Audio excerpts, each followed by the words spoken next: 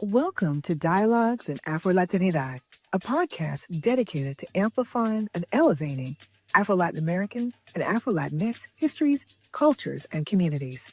I'm your host, Dr. Michele Reid-Vazquez.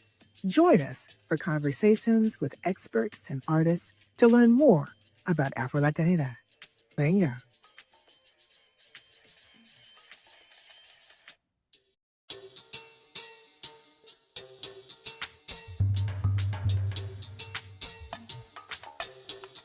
I'm excited to welcome today's guest, Dr. Pablo D.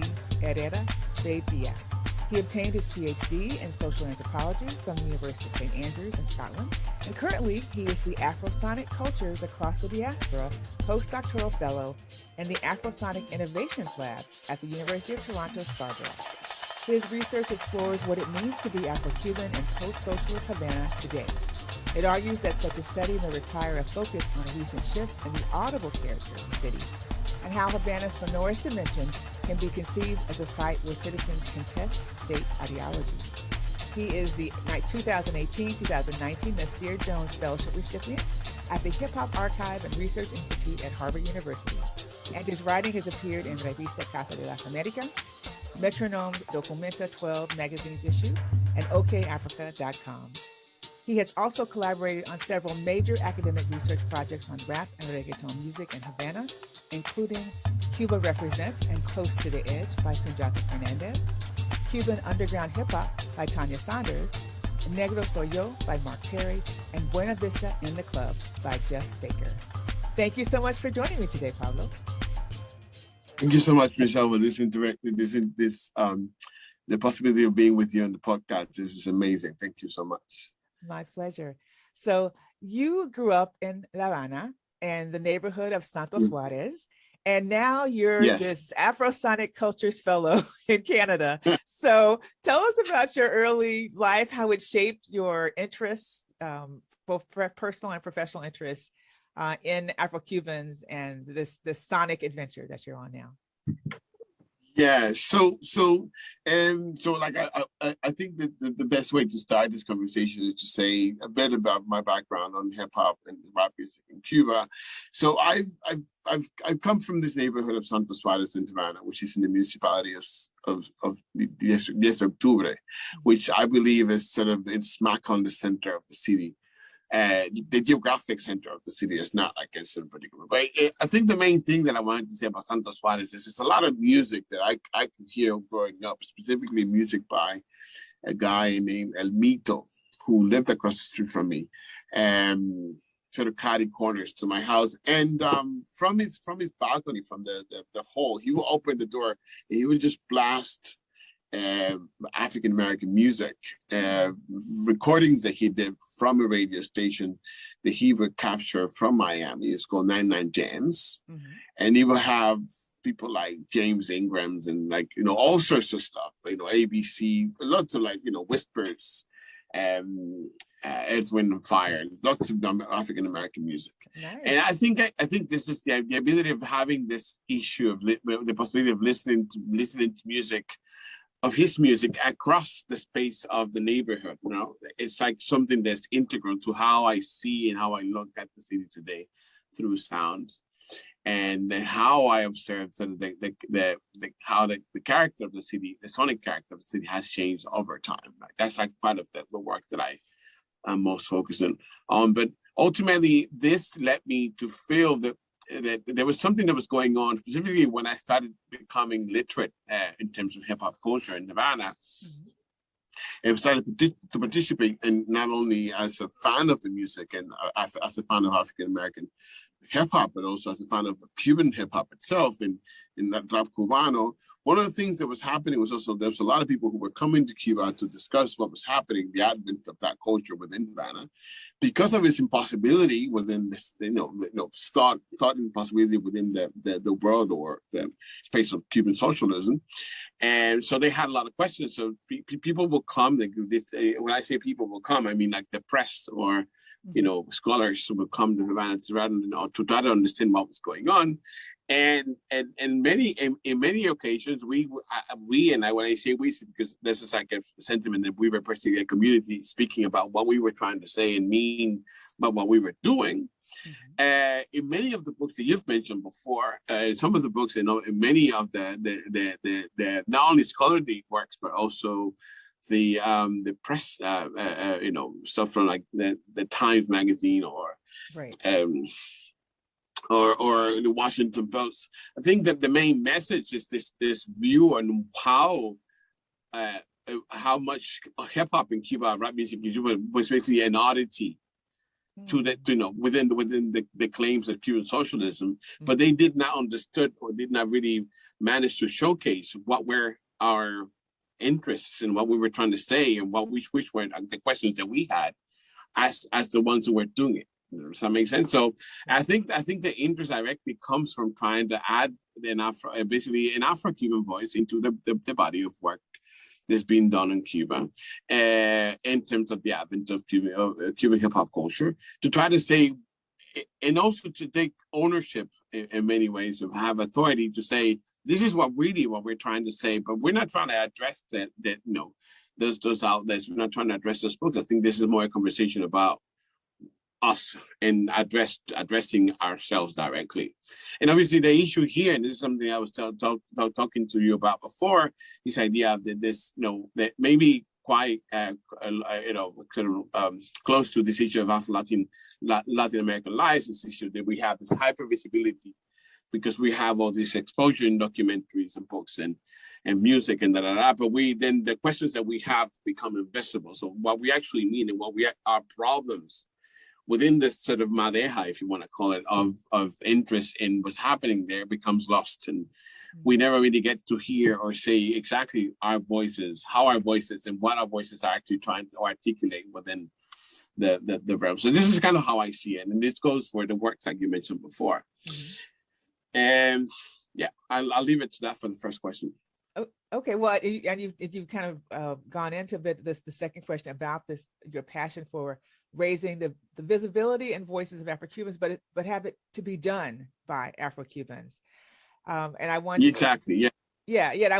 I'm wondering about the project that you're working on in Canada. Is that as part of your fellowship? Is that something that you're addressing within that project? Yeah, definitely. The project it's sort of here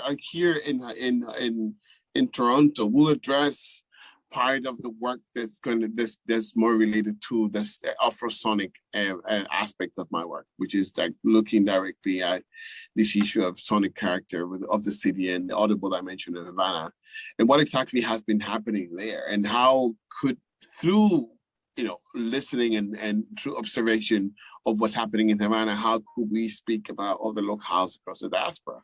Or how do other locales have, particular ways in which we could understand, what's happening in Havana? For example, there's a recent partnership that I would like to mention here in terms of this work. And I'm taking the chance of talking about it because it's something that's sort of happening slowly now. But there's like places, there's a partnership that's happening between the Afro-Sonic Innovations Lab and a partnership that's doing with S2E9, which is a project led by Julian Enriquez, who wrote the book on sonic bodies in Jamaica and sound system culture there in Kingston.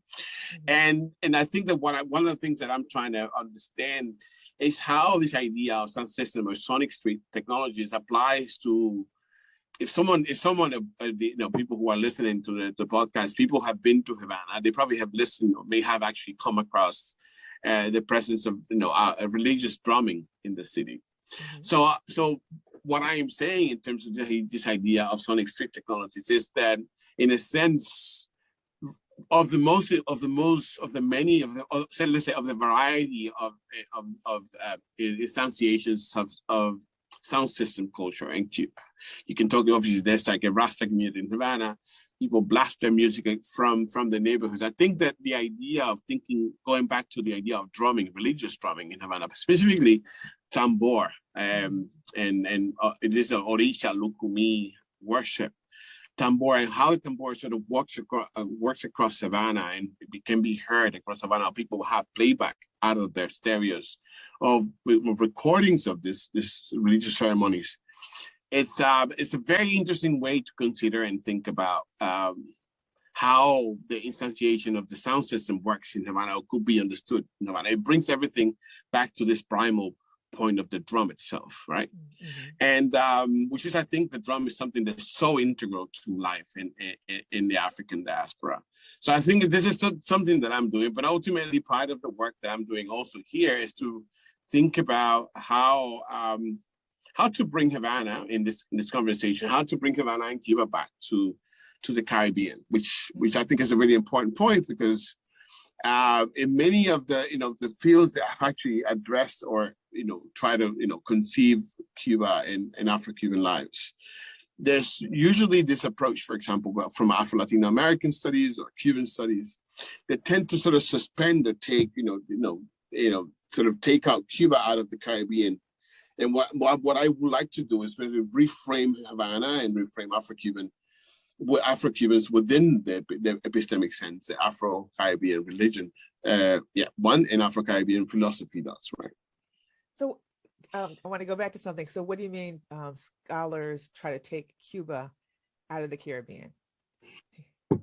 So for example, with the idea of adding Cuba to Afro-Latin American studies, I believe that it makes sense, but in a sense, the what Cuba is in the context of the African diaspora, and this is not really about exceptionalism. It's about specificity, right? Because the idea that because we speak English, because we speak Spanish, and because we are mostly Afro descendants, and this goes again to the issue, the question that this idea that Robert Lee Adams talks about, and also Agustin Montes talks about this as well. It's like, how is it that we can continue to talk about, we put people in the African diaspora in particular lump sums of categories. These are Afro-Latinos because they speak Spanish, and they're like people of African descent in the region.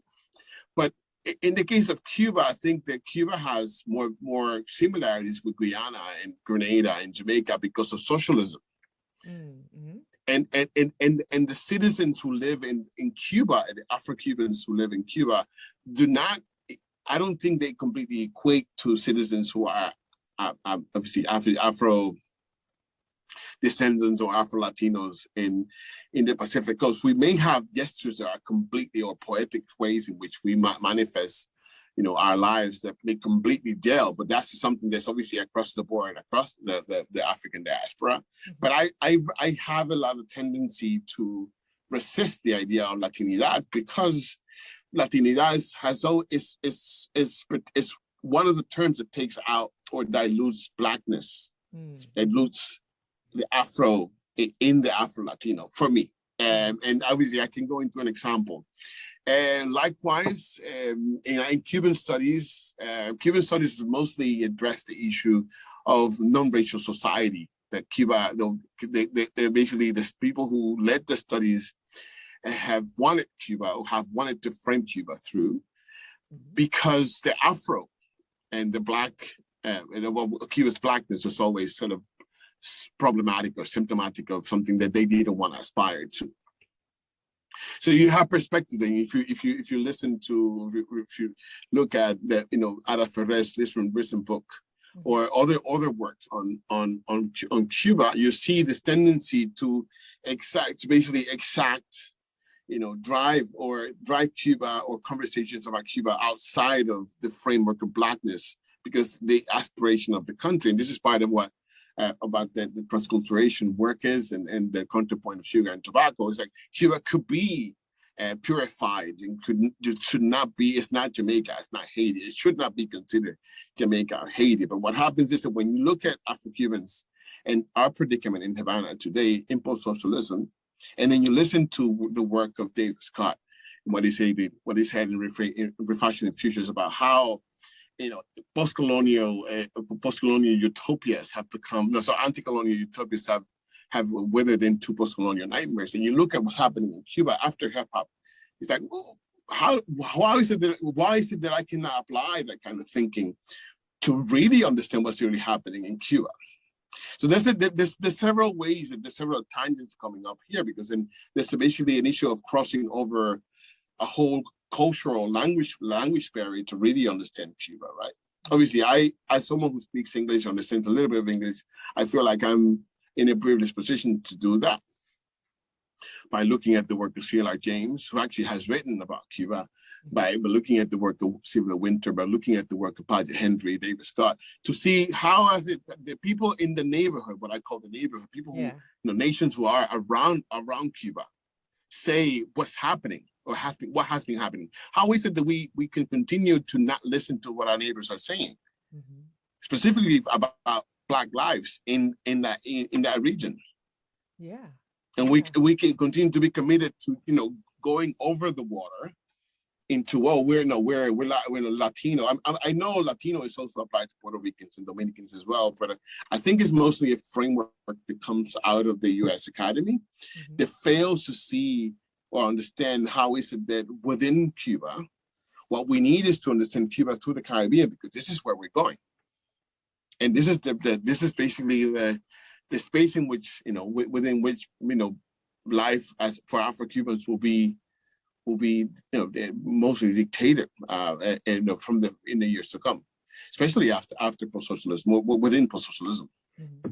I have to say, I really, really appreciate you centering the Caribbean and also centering that framework of the neighbors of Jamaica and other places in that region that are in close proximity to Cuba. I think that's something that often gets forgotten as we think about kind of separating, linguistically separating, colonially separating these different spaces. But I'm a Caribbeanist, and so I'm all about, like, you can't, like, they're all right there. It's not like they're in these different far off distant spaces. They're, people were getting there very quickly. It's a very kind of a space of lots of mobility, for sure. But I want to talk to you. Yeah, exactly. So go ahead. Yes, so just to say, but exactly. So as soon as we do that and we recalibrate this idea of Afro-Cuban lives, then we have to, if we start factoring in, we have to start factoring in the migrations into Cuba of Jamaican laborers, of Haitian migrations, of people who come and had lives in Cuba. And you can go to Camagüey and have people like groups like Des Andan, and lots of different people who actually migrated to Cuba, not only after the French or the Haitian Revolution, or the French exodus from Haiti through the Haitian Revolution, but also people who after in 1940s, 1930s integrated the populations of Afro-Cubans in the eastern regions from Cuba. So how do we factor in this conversation? Because there's a major weight that's happening in the nation. It has to do with the presence of those people in the islands. And if we continue to say, well, we are this country that's non-racial, it's aspiring, it's socialism produces completely non-racial society where racism has been completely eradicated. And then we go into an economic crisis, as started in the 1990s. We go back to the places like you write in your book, even though I apologize, I have not read The Year of the Lash, totally to really frame it through your work. But at the same time, I know that we're going directly back to what Aponte was doing, to the same fights that he was talking about. So this is why I feel hip hop is so important, because hip hop is actually bringing us completely back to having this historical balance. So this is where this whole thing comes from, which is like No, I was going to say, well, in that, if you could, I'm glad you're bringing it back to hip hop, because that's what I want to ask you about. So in thinking about hip hop in this kind of transnational framework, how does it help us understand the issues that you're talking about Afro-Cubans and the Caribbean and, these particular spaces that are so connected, but that political frameworks try to dissolve issues of race? How does hip hop help us understand and engage that? I think it goes back to this issue of becoming Afro-diasporic citizens, right? That this is the literacy that has excised us from, or has allowed us a safe. I wouldn't say it's safe, because obviously what we encounter is coloniality. That is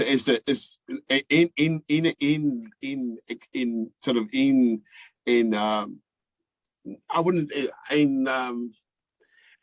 okay, so let me say this way. In encountering the failure of the Cuban project of new men subjectivity, new men, new women subjectivity, like the Homo Sovieticus, in encountering the failure of that after the crisis of the special period, leaving and leaving out of that and finding ways to cling on to something, to understand and also future, to be able to cope with the anxiety of what's to come. Hip hop has been that one particular protocol has allowed us to say, oh, this is happening not only to me, this is happening across the board. So I can read and learn from all the different people. So all the people. So what exactly are they saying? What exactly is the problem here? Right. And when we do that, what hip hop does, hip hop literacy does, it gives us the tools to not only understand the present and have a way of realizing to entrepreneurship and and activism or scholarship or artistic practices or performative practices, the future, but also it gives us the tools to understand our history. And this is the main. I think this is the biggest caliber, the biggest sort of weight that hip hop gives these Afro-diasporic citizens in Cuba. For me, is the issue of understanding that we, out of a particular historiographic demand, and something that David Scott talks about, how do we learn that we should be in control of how our history and what we mean is set and is put out there, right? Mm-hmm. So this goes in these transnational ways, and goes again back to the issue of visibility. Our voices become important because it's something that has to do with how we have been saying throughout the history of the nation in which we are part of. Does that make sense? Yes, yeah. There are certain refrains that have been ongoing, and that hip hop is a way to help amplify what those issues have been and continue to be. Yeah. So for example, just case in point, in 2001, I was part of the group that people who brought, for example, a group like Dead Press to Havana to perform at the Havana International Hip Hop Festival. Mm-hmm. And something that happened with Dead Press, something that's sort of normal. Dead Press had a slideshow on their show. It was around the album. I think it's forget the name of it, Get Free or something. I forget the name of the album now. And it's like the one that had the song hip hop. It's bigger than hip hop, right?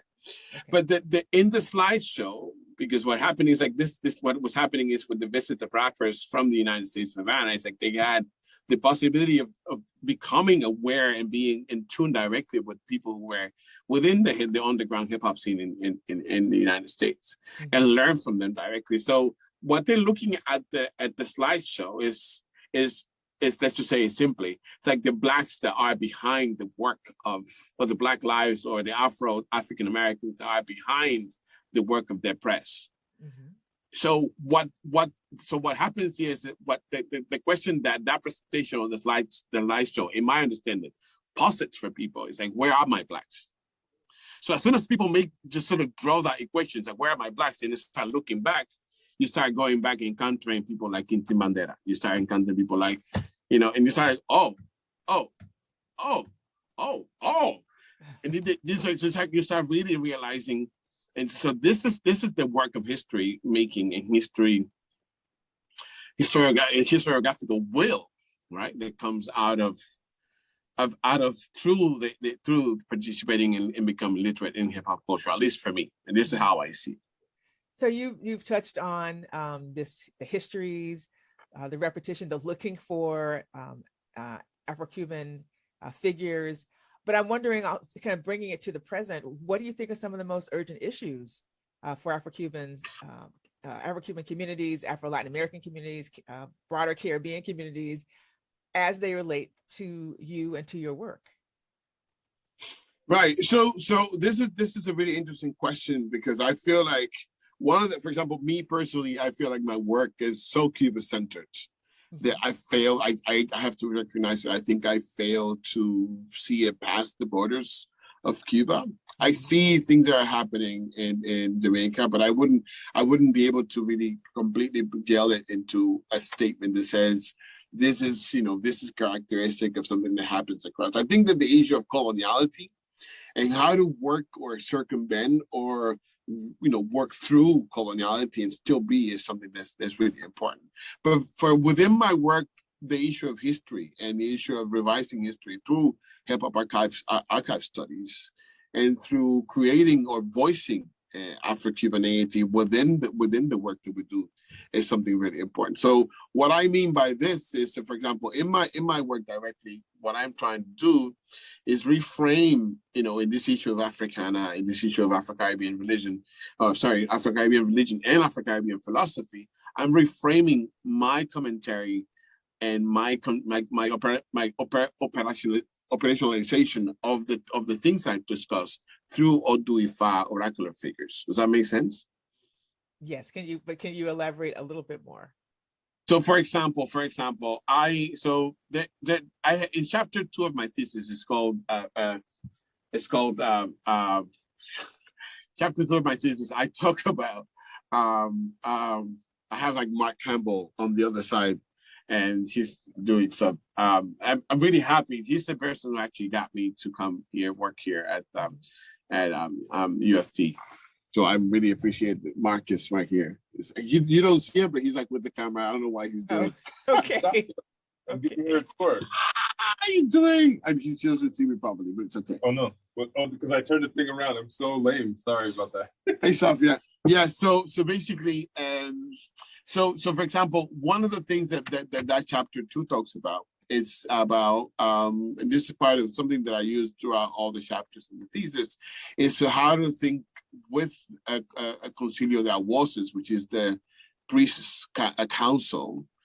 How to think or conceptualize ideas of how do we hear and the virtue of hearing, or for example, the issue or the problem that we have as Afro-Cubans, that our advice to Cuban society has encountered an issue of non-listening, historical non-listening.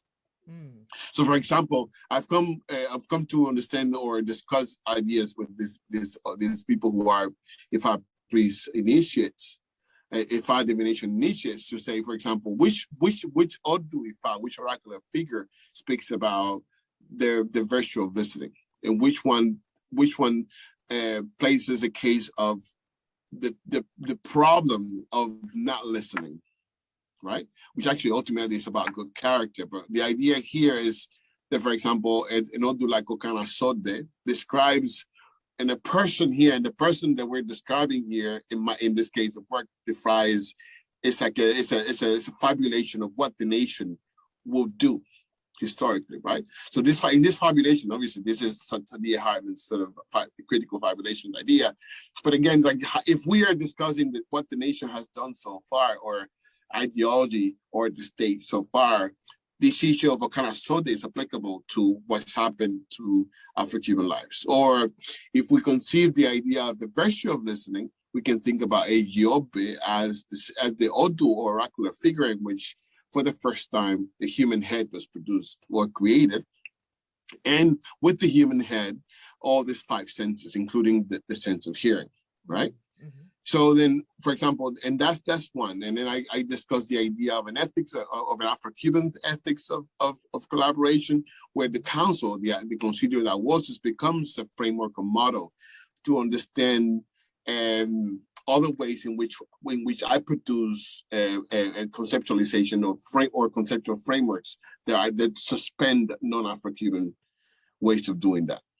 When in the following chapter, I discuss this issue of hip hop archives, for example, and I speak to another Babalao again to sort of think about what exactly would be the way to consider this idea of archiving particular objects. So we come up with another Odu, like Osakuleya, which discusses issue of libraries. I think the main issue here, and this is where it becomes sort of problematic, is there's a major issue of gender that's attached to this issue, because obviously these are male propositions or black man proposition of how to conceptualize something through an Afro-Cuban framework or lens. Mm-hmm. But I think that this is something that obviously is always a proposition, it's a provocation to incite ways in which our community can think about ourselves and frame what we do. Absolutely. Well, we're getting low on our time, and so I want to ask, as I do at the end of every episode, is in addition to the work that you've been doing, what other kinds of resources, specific resources, would you recommend to people who want to learn more about Afro-Cuban hip-hop, so in addition to the books that I said, I can repeat them again. We have Tanya Saunders' the Cuban underground hip hop movement. Mm-hmm. We have Mark Perry's. I can say the years if you want, or I can just give you the name. We'll put all of the information up on our episode resource page. So there's also Mark D. Perry's Negro Soy Yo, mm-hmm. which talks about race citizen. It's like really interesting. So let me just go back and do it the right way. So I would even though I think that the Afro-Cuban framing that I'm doing and the discussion of what it is to be Afro-Cuban today, or in Afro-Cubanity, and how it could be articulated or is articulated in Havana. That conversation supersedes the idea of Marxism, or I think that Cedric Robinson's Black Marxism will be important in this case as something that could set the tone to understand what we're talking about, specifically because he has influenced people like Frank Guridi's work in Forging Diaspora. I think is really important. So, and obviously, Forging Diaspora, Guridi sets a historical note on people-to-people relations between Afro-Cubans and African Americans before 1959. Right. It appears as a nuanced way to explain how the work of Black August, for example, Black August Collective, mm-hmm. and Afro-Cuban hip-hop culture experience rekindled that connection from 1997 to 2002. And you have Tanya Saunders' The Cuban Hip Hop Underground Movement, which describes how Cuban hip hop reconnected Cuba, and this is the transnational aspect of this sort of literacy connection, in becoming Afro-diasporic citizens, and it can reconnect Cuba to the larger hemispheric struggle against coloniality. Mark Perry's Negro Soy Yo challenges us to rethink Cuban society and Cuba's Blacks race citizenship, which is a term that he uses, mm-hmm. within the nation's present-day post-socialism, and ambivalent, and what he describes as this ambivalent relationship with neoliberalism, mm-hmm. That Cuba has. And then a major book that I think is so important is Devin Benson's Anti-Racism in Cuba. Yes, mm-hmm. which is it's like that's a major book. And it's become such an important, specifically because she talks particularly about figures like Juan René Betancourt, who were so important, even though he's considered an anti-communist. But I think the issue of his discussion of Blackness in Cuba and Afro-Cubans is really, really important today. We have Mark Hugh Sawyer's Race, Politics, and Post-Revolutionary Cuba. It's a shame that we lost Mark a few years ago. Mm-hmm. And he describes the intricacies and entanglements of race politics in Cuba historically, and how the Cuban Revolution failed to center race as part of the measures to deepen social change in Cuba after 1959. And you have also Daniel Cleden's The Power of Race in Cuba, which complements all these works that I've been talking about, and also adds substantial statistics on recent above ground Black organizations and Black consciousness through the current economic crisis. And I talk about this. I think it's really important to talk about Daniel Cleden here, because these above ground Black organizations talk about, and it's a complete total reference to this idea that a lot of the conversations that happen with Afro-Cubans in the diaspora have happened through via channels that are mostly uppercase channels and institutional channels, mm-hmm. and was failed, and as you said before, in this sort of this junction that coloniality produces in the different linguistic sort of spaces, is that we're not connected people to people, right? Mm-hmm. So I think it's really important that we go back to reconnecting ourselves to these people-to-people channels that we should have. Odette Casamayor Cisneros' analysis of race during Obama visit to Cuba could be a very refreshing, very important article to look. And she was one of the most vocal critics of the of this visit, and I think that what she talked about was really, really important. And then obviously again we can go back to other works like I think something really important is the work that Roberto Urbano Torres and people like I would say Sandra Alvarez Ramirez. I think that her work will be important. And obviously your book, historically, your book, situates. Like I said, I'm really, really sorry that I have not, it's blasphemy that I have not really taken the moment to go into your book. No worries. There's another one coming. Don't worry. You can read it's there, book. so I'm going to be late. So I'm going to be completely late already. I'm going to have to catch up. But yes, so that's I think the proposition that I do, and when you talked about, also talking to people about music, I have a website, SoundCloud. If you look for me, Pablo Herrera Veitia on SoundCloud, you'll find that I have 3 albums of Cuban hip hop compilations that I produced myself. So there's a lot of I think that one of the commentaries that I discussed in this idea of what we should do and voicing our reality. It's not to disregard academic work. It's just that we should also pay very, very close attention to what people are saying themselves. So listening to the music of raperos, if you can do in Spanish, and to hear what the claims are, what the arguments are, you'll get a lot more perspective directly from people who actually are in the streets and discussing it, rather than in many ways I have to admit that a lot of the work that we do is many ways, it's clinical, it's in ways of being sort of cleansed, and it doesn't have the raw of the street. So I recommend, as a sort of an ethnographic exercise, to go to those lyrics and read them, and to listen to the music of the people, because that's where it all is. Ultimately. Absolutely. Yes, absolutely. Well, we are out of time, so I want to just thank you so much for sharing your journey and your knowledge and your perspective with us today. Thank you so much. It's been a pleasure. Definitely, Michelle. It's been more than a pleasure to me too. I really appreciate that you've invited me to this, and I hope that I've done the best I could to help you and be part of this. Okay, so thank you so much for this. Thanks for listening. If you enjoyed this episode of Dialogues in Afro-Latinidad, please subscribe to our podcast and tell a friend. For links to the resources mentioned in the interview, visit our website at michelereidvazquez.com/podcast.